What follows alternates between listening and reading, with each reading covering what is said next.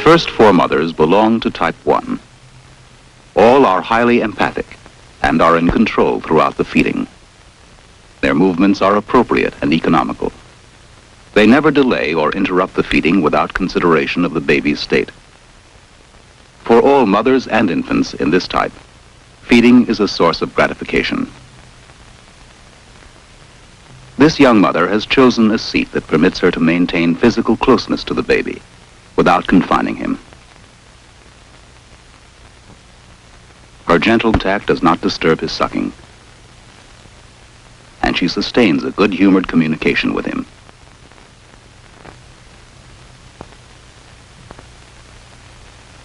She is free to turn her attention to others, although her main visual regard is for the baby. It is near the end of the feeding. Here another young mother gazes at her baby intently. They approach each other smoothly as he needs help in spitting up. The joint maneuver makes for no loss of composure on either side. In spite of his upset, the baby is still eager to look at his audience.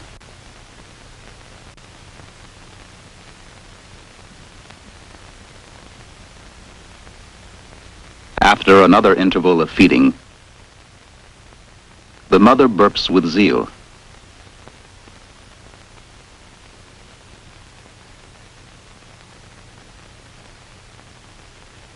The baby has freedom to discover his cheek as he waits contentedly for his bottle.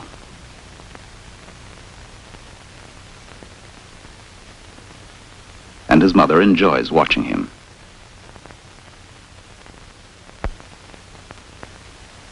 This experienced mother is engrossed in the baby's activity. She is relaxed, and her little girl is held snug.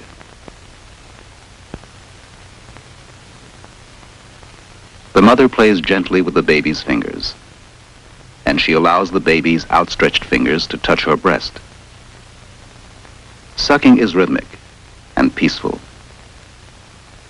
The mother regards the baby with quiet admiration.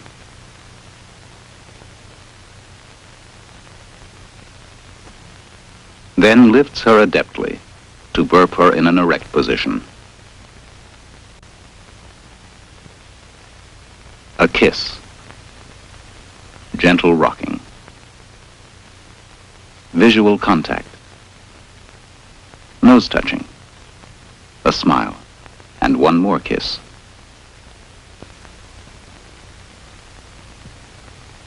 At the beginning of this feeding, the mother offers mashed banana. But when the baby squirms, she switches to the bottle he's been waiting for and beams at his ready response to it. Even her burping is tender as she lays her cheek against his and listens for his burp. At the end, she makes sure that they have a good look at each other. A tired baby has time to stretch and yawn.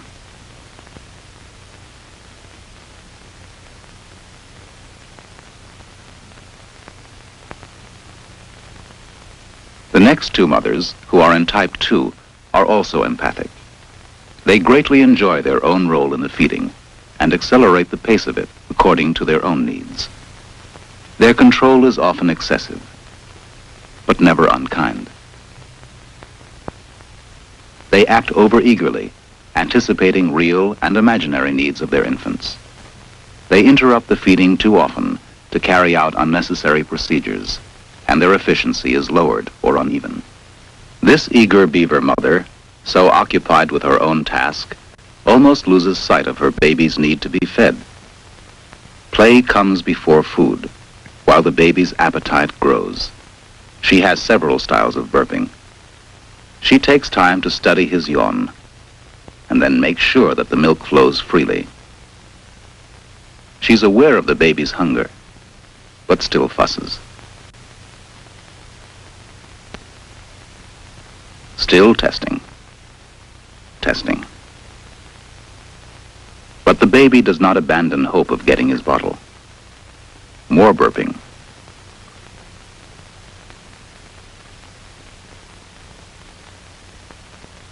More patting. More ironing.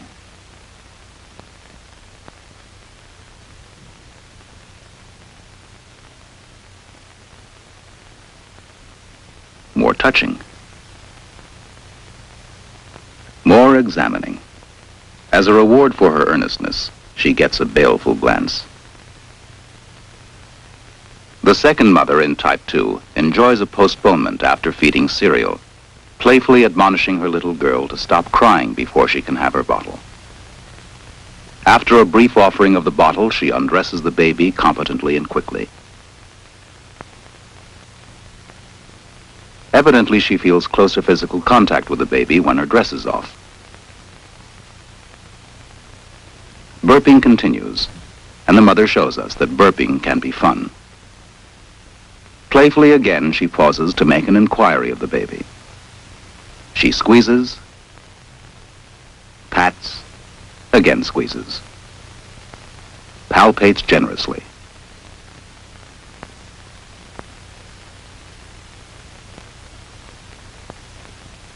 Blows and kisses. The baby, drunk with sleepiness, is no longer hungry. The mother shifts her to a position in which the baby cannot fall asleep and can be forced to take a few more swallows.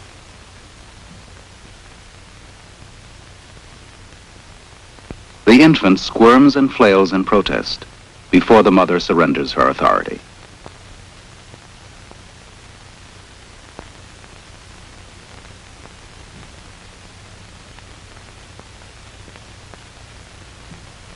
Mothers in type 3, of which 5 are to be seen, lack empathy for the needs of their infants. They are so overconfident that they are unaware that even a tiny infant needs to be encouraged to take an active role in his own feeding. Although they have a capacity for tenderness in responding to their infants, they disparage qualities of affection or tolerance. They are determined to get food into their babies and quite overlook the rapport offered by the feeding experience. In the first 5 minutes, this mother has interrupted the bottle feeding many times to feed more cereal against the baby's wish. To accomplish her aim, she pushes the food in rapidly. The little girl is obviously frustrated, preferring to keep sucking, as most infants of her age do. Occasionally, the mother responds to the baby's need for physical security, but does not maintain her tactile support. She says explicitly that she dislikes feeding the baby. The burping is inventive, automatic, and often rough. After she has alternated the feeding of milk and cereal 23 times and burped 600 times, her painful smile reflects her general tension. The feeding is about to begin, and the mother has placed the baby in a position that enables them to look at each other. But as the mother fusses over the infant cries. Her crying does not disconcert the mother.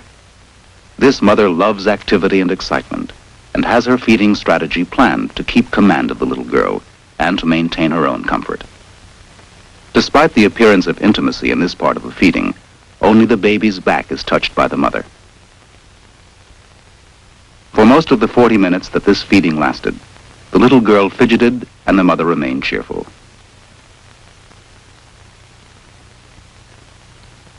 Mothers in type 3 often choose to place their babies in an infant seat, even in the baby's first weeks. They say this gives them better control of the baby. This baby's body is poorly supported. The back of his legs are pressed stiffly against the hard edge of the seat, and he has no freedom to move.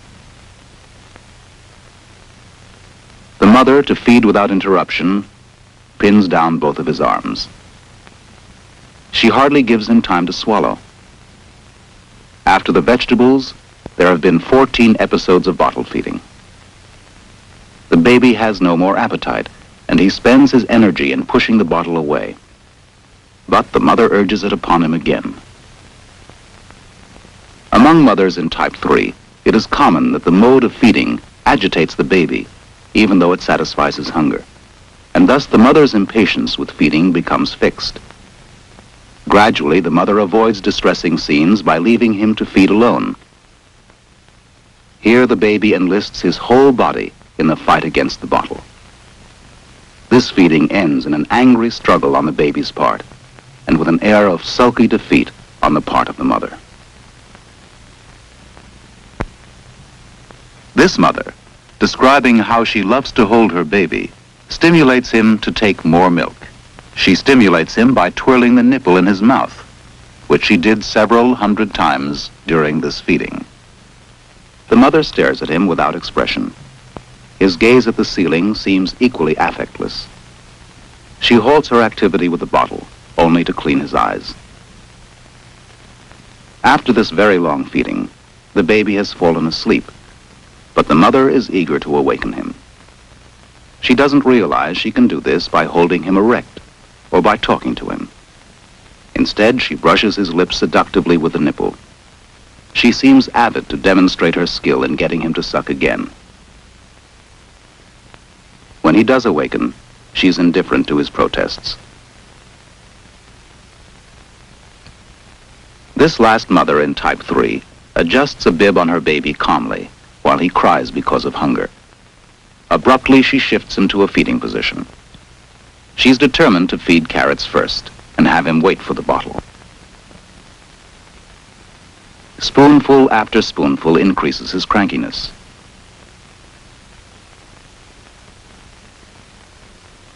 He looks at his mother expressively and bursts into tears. The bottle comes into view, only to be snatched away. Now it comes even closer, but again is held off. At last he gets it, and immediately loses it in favor of a face cleaning.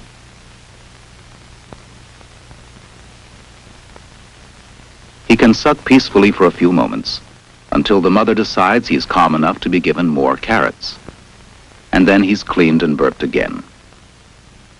Suddenly he's thrust forward and held precariously on his mother's knee. He looks about in bewilderment.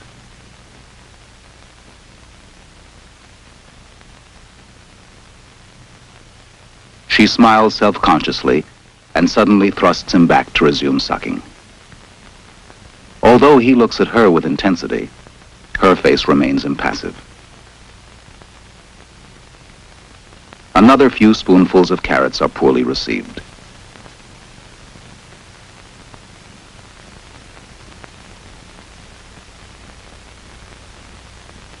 When finally he gets the bottle, he cannot relax, for almost at once it is pulled away, and he's roughly pushed onto the edge of her lap. In the end, he has recourse only to tears. Babies of type 3 mothers share certain symptomatic behavior at 1 year. For example, restlessness, poor appetite, and erratic social responsiveness.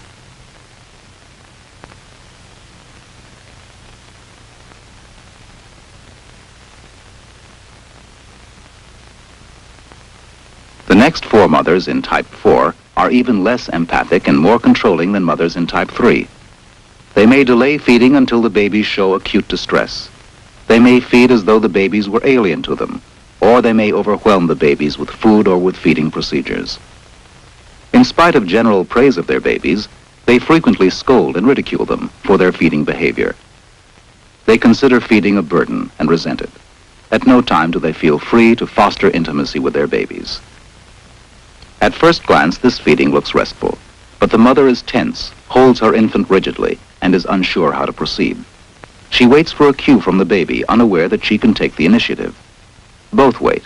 The baby gets restless, the mother more uneasy. The relationship between them is frozen. The baby stares into space, and the mother stares at the baby. His body is clutched tightly. Without any overt distress, the mother withholds the nipple while the baby's tension mounts. The feeding episode is joyless for both. At 1 year of age, this very well-endowed little boy was hyperactive and enjoyed no play. He made no sounds, and he rarely smiled. Here the mother dons a hospital gown, expecting that the baby will spit up his cereal and soil her dress.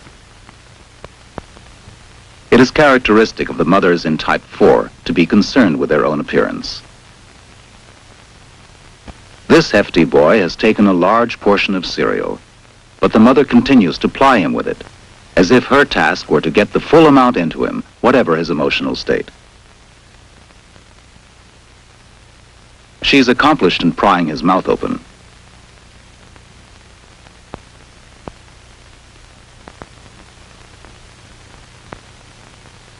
Sometime later, she kisses him impulsively, removes the bottle without reason, examines it admiringly, cleans him, and involves herself in a busy burping session. In the midst of his feeding, the baby is suddenly folded in half and thumped resoundingly.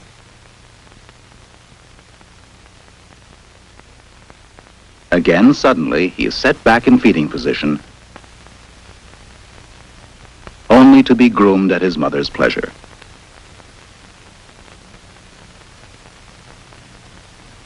Like many mothers who declare themselves to be more secure about infant care than they feel, this third mother in type 4 began to train her little girl to take semi-solids in the second week of life.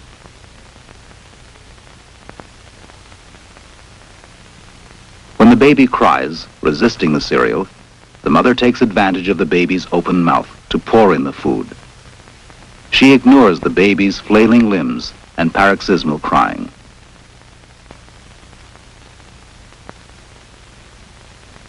At her breast, she holds the infant cozily and tries to show that she's relaxed.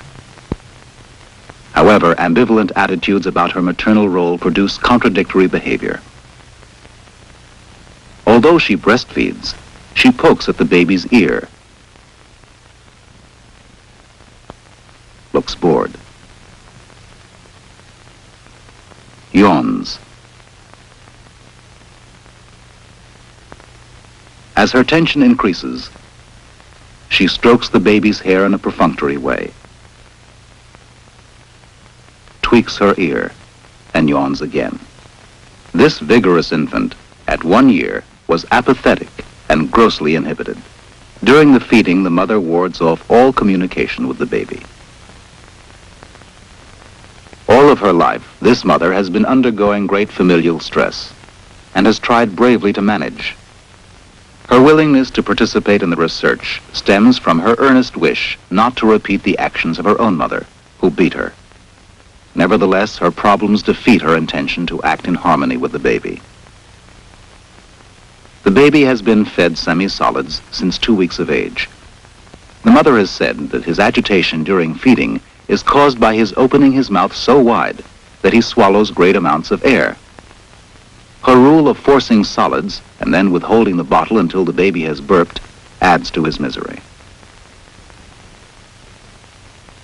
After 3 episodes of feeding cereal and 3 burping periods, she believes it may not be bad for him to have some milk. Hardly has he settled down to the bottle with relief when her fear that he will become colicky causes her again to take the bottle away and to resume burping. She keeps telling him to calm down and not be bad. She warns him that he will get no food until he brings the bubble up. A hasty tidying creates more delay. Again she starts to feed. She supports the baby's head tentatively, as if anticipating another interruption. The baby is again thrown into disequilibrium and grabs at the mother's tie in an attempt to right himself. She disengages his fingers and shifts him into a better position to burp. With a kiss to remind him of her feelings for him, she says, as she continues to burp him, that he should be ashamed of himself. She says she will give him the milk, but warns him that he will get sick if she does. All of this is expressed as a matter of fact, for this mother is proud of her ability to remain at ease. The kind of interaction that is now seen occurred repeatedly throughout the feeding, which lasted an hour and a half. Very short feedings were alternated with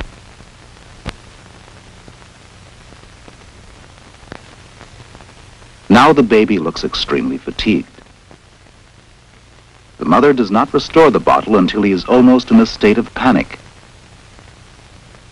And even then, she restores it only to quiet him temporarily. Much increased, and she has to dominate more forcefully. Her handling becomes rougher, her capacity for sympathy decreases. Giving him the pacifier, she tells him that if he isn't quiet, he can't bring up the gas. She adds that there is no sense in his crying and chides him for being all bound up. "Come on, sweetie," she says to him. "I know that my finger is hurting you, but we must bring up the gas." 5 minutes later, after he has once burped, she continues to pat and rub his back, supporting his chin in a taut position. Several times as he falls asleep, her activity startles him into fretful waking.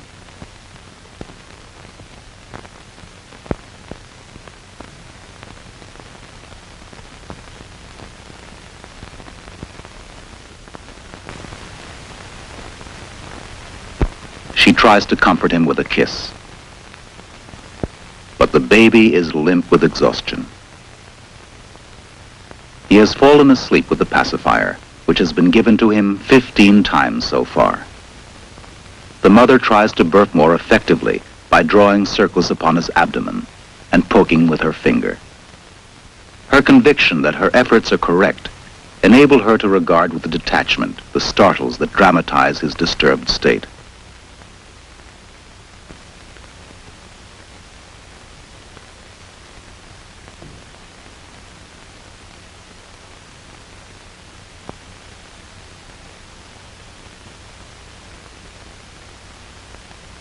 In a last try to bring up the bubble, she abruptly places him in prone position, lets him sleep briefly, and then again briefly in a sitting position. The mother said that this feeding was typical. In another context, she stated that the happiest time of his day was when he was being fed.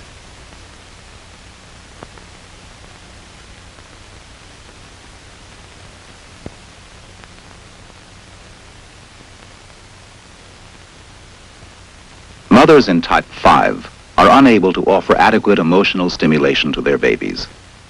As a result, their empathy is restricted, their control is faulty, and their efficiency uneven. When the baby's needs are obvious, the mothers do respond. Otherwise, they are withdrawn. In spite of their love for their infants, these mothers are detached. They feel protected by routine and prefer to be uncurious about infant care. The play they engage in is rarely spontaneous, and the relationship to their infants is impoverished. The baby, held away from the mother's body, gropes with her open fingers for something to touch. The mother, though appearing to see the baby's uneasiness, offers no warmth or reassurance. She remains silent and distant. She scrutinizes the infant, evidently without any realization that the little girl might be comforted by a gesture of love. The mother believes that the baby's hiccuping requires no particular attention. She responds only to those needs of the baby that become obvious by crying. The only time she smiles is at the observer, self-consciously. Mothers in type 5 frequently explain that they believe an uncomplaining baby is a satisfied baby. This inexperienced mother seems to feel it safer to have a pillow under the baby's head than to support him with her own arm. Her remoteness from him is emphasized by the tension visible in her face. New mothers often judge the baby's state by the amount of milk left in the bottle and worry about the adjustment of the nipple if the baby pauses in his sucking. When she burps him, she holds him stiffly, pats him hurriedly, and regards him anxiously. She has a worried look and searches his face for a cue that will help her decide what to do next, and finds none.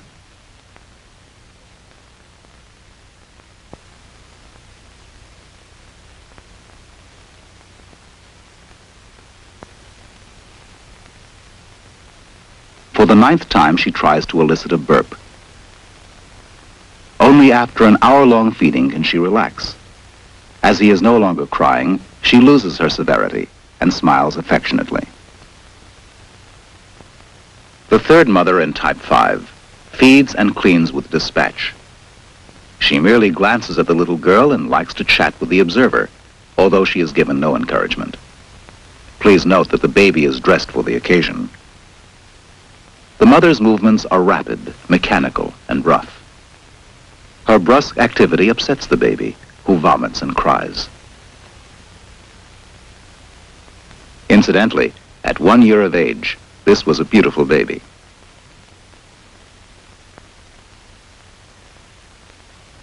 The mother resumes the feeding without any sign of pleasure.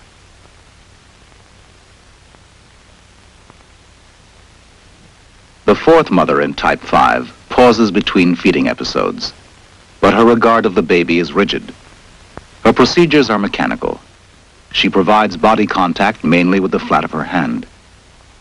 The baby's fretfulness may be caused by discomfort or by the disappearance of the bottle. His torso rests across her knees, but his lower limbs are unsupported. The mother tries to create rapport by visual contact, yet the distance between them creates tension. This fifth mother in type 5 seems unable to make herself or her baby comfortable. To feed him more quickly, she snatches his hand away from the spoon. His body has fallen between her legs, and his restlessness is increased by rapid spoon feeding. The baby has already taken 5 ounces of milk, and clutching his mother's fingers, he struggles against the bottle. He has been gulping rapidly, and now he wants to pause. The mother uses the pause to rearrange the sleepy baby's position. The burp she waits for doesn't come. She prods him to wakefulness by playing with him in an elaborate manner. Slapping his hand gently, talking to him, jiggling his head,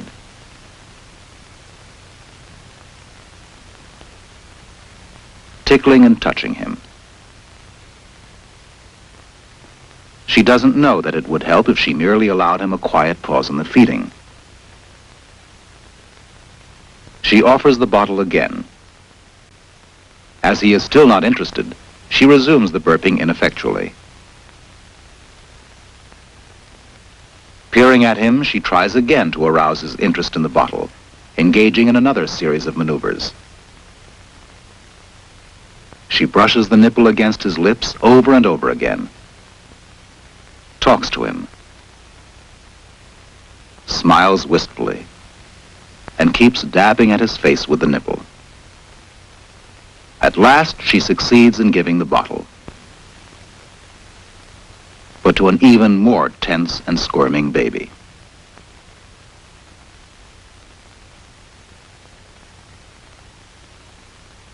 Limp with fatigue, he is thrust forward to burp again. His jaw is held between his mother's stiff fingers. Producing no burp, she again urges the bottle, for the 14th time. After an hour and a quarter of feeding, the baby cannot be persuaded to take any more food. Admitting her defeat, the mother looks to the observer almost apologetically.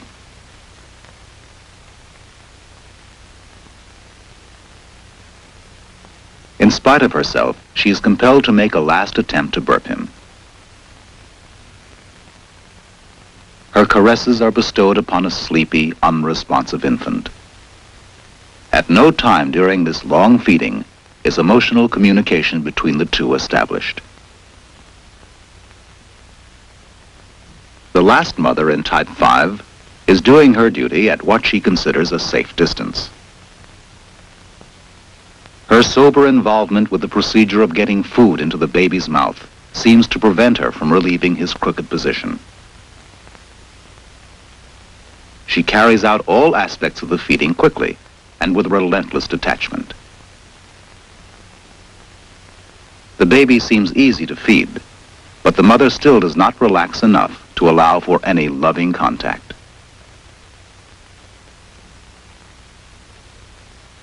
Even the burping is performed in such a way that they cannot look at each other. But the baby does quietly and speedily oblige.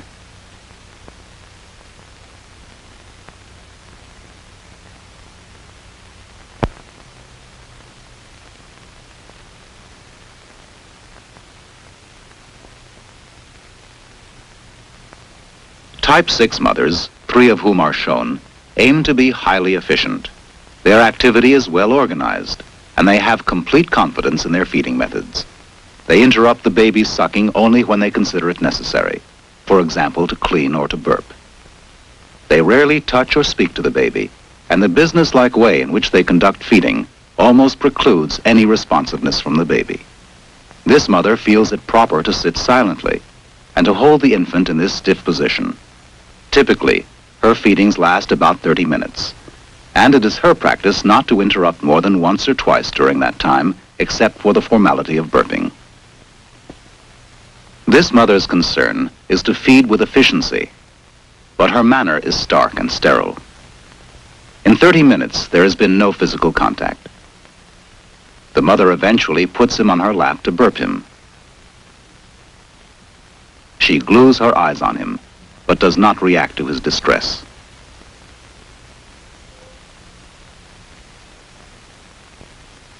Finally, she permits him to rest comfortably in her arms and restores the bottle to him.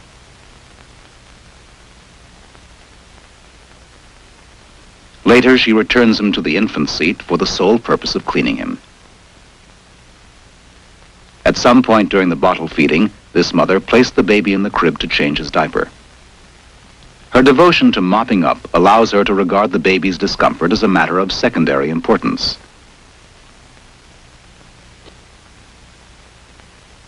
At 1 year, this little boy was hyperactive and never initiated any social contact. He rarely smiled.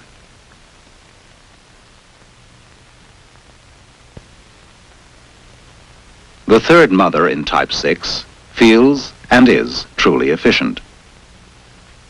She wastes no time in being sociable with the baby, adjusts her in the feeding position adeptly, and settles herself down to her well-planned job of nursing. As soon as the baby is sucking securely, the mother consults her watch several times to make certain that the infant remains at each breast for the number of minutes she believes necessary. Babies of type 6 mothers, seen at 1 year of age, are often excellently developed, physically and mentally, but are almost too independent of their mothers. Their early self-sufficiency suggests that they have too soon relinquished babyhood.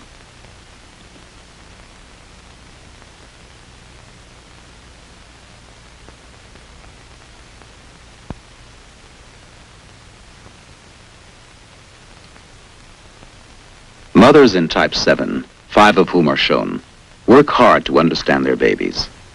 Most of them have had little or no previous experience with infants. They waver between controlling the baby too much and being fearful of exerting the necessary controls. Their empathy is uneven. There are indications, especially clear in this type, that the way a mother behaves toward her baby is a reflection of the way she remembers that her mother behaved toward her.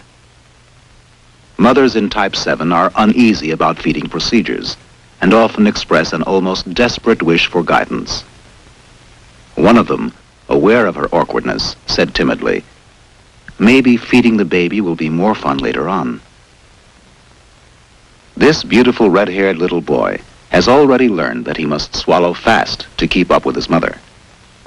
Her intense look shows her interest in his feeding activity.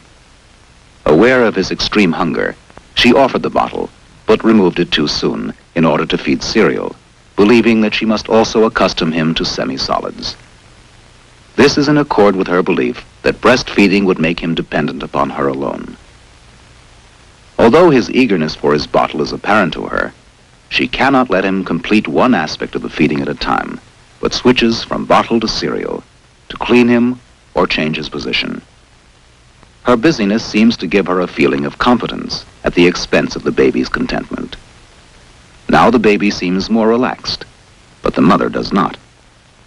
It is as if she regards being quiet a withdrawal from him. In response to his opening his mouth in search of the bottle, the mother comes to life. The baby gulps the milk in spite of his awkward position. Mothers in type 7 often describe their babies at 1 year of age as being alert, active, and sociable, but also restless and easily frustrated.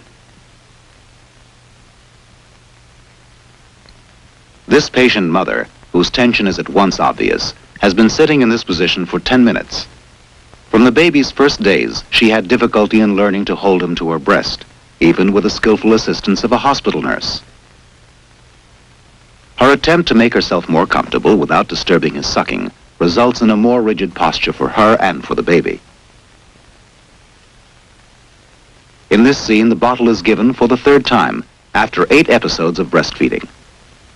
The mother's manner of holding the baby during bottle feeding is also awkward and inert.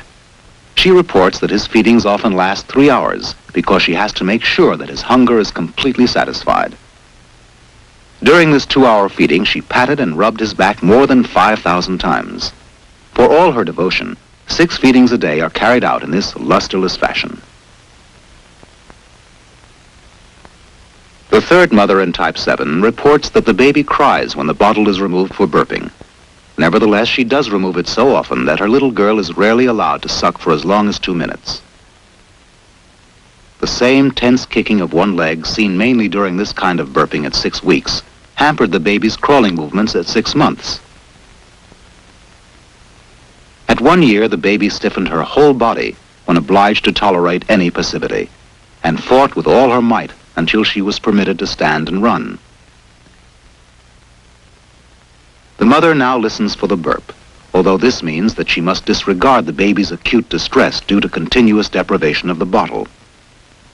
In this feeding, the baby got 3.5 ounces of milk in 45 minutes because half the time was given to burping. This young mother is delighted with the idea of feeding her baby, but she says that as he always falls asleep while sucking, she must try to keep him awake to maintain his schedule. Notwithstanding her exuberant efforts to arouse him, he remains sleepy. His fingers open and close helplessly as he grasps at the air in his attempt to gain equilibrium. 10 minutes later, her enthusiastic burping is still of no avail. He sleeps. She tries harder to wake him. She rubs his chest, tugs at his right arm, shakes his left arm, tickles each of his feet,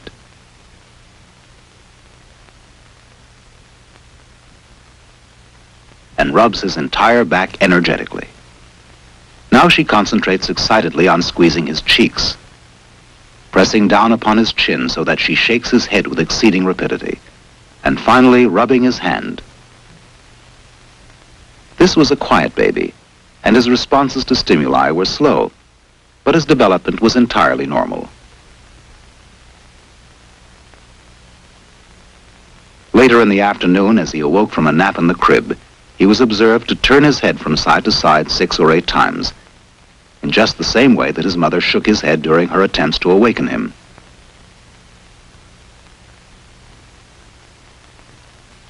Eventually, she tries to rouse him by forcing the nipple into his mouth, and even by using it as an instrument to shake his head. This device also fails, but undaunted, she resorts to her former methods, which by now appear to have made him stuporous. Thus, this mother, instead of waking her baby by speaking softly or by altering his position, overwhelms him with more stimuli than he can manage. The baby's drowsiness during feeding may be partially explained by his having been habituated to falling asleep with the help of a pacifier, so that for him, a nipple has become a signal for going to sleep.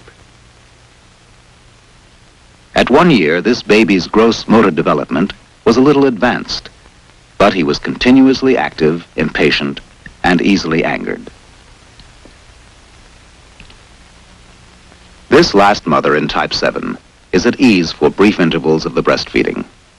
However, she nervously pulls the baby to her breast so that the little girl is held too high and too tight. She has explained that she is often at a loss to know what to do with the baby, but she does love to hold the baby's bare body close to her own.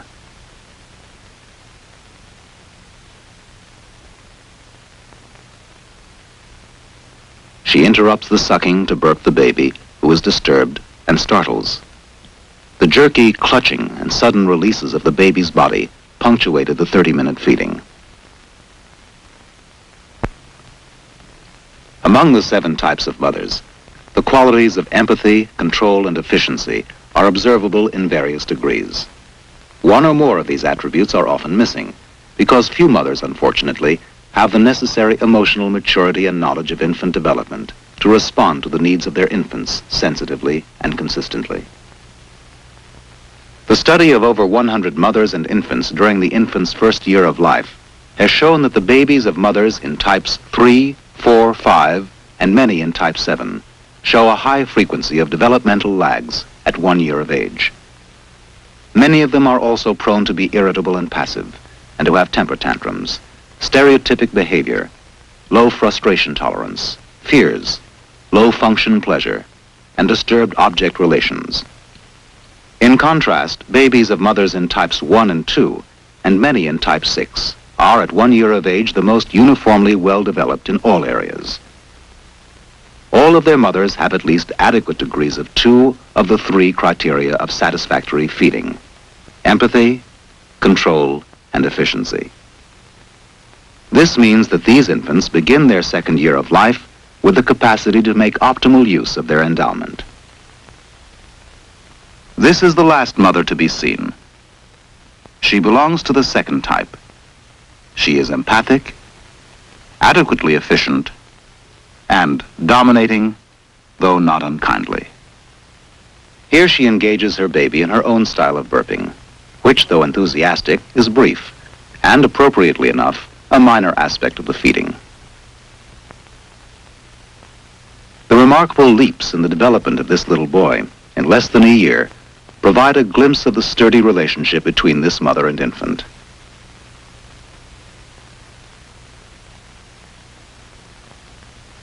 Here is this lively fellow at 6 months. He is thoroughly alert and accepts semi-solids begrudgingly.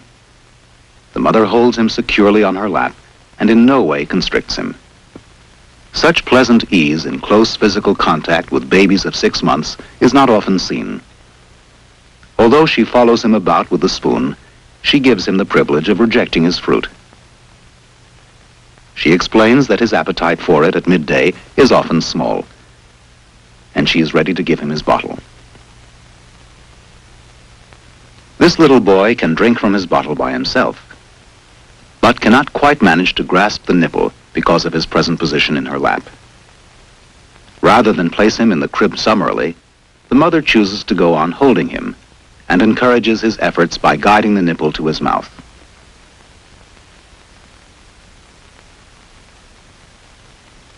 At 1 year, this boy shows that his mother's thoughtful training has its rewards.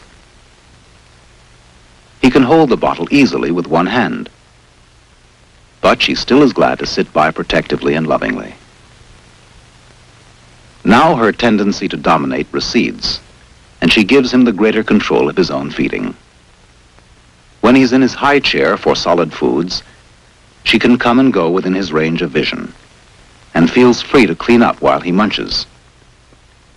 For this baby, eating has become a happy game with mother. For very many other babies of this age, feeding is a routine that invariably generates conflict. Since this little boy has to wait for his mother's company, she provides a substitute on whom he practices the game. Helpfully, she shows him where the baby's mouth is, and now everybody has been happily fed.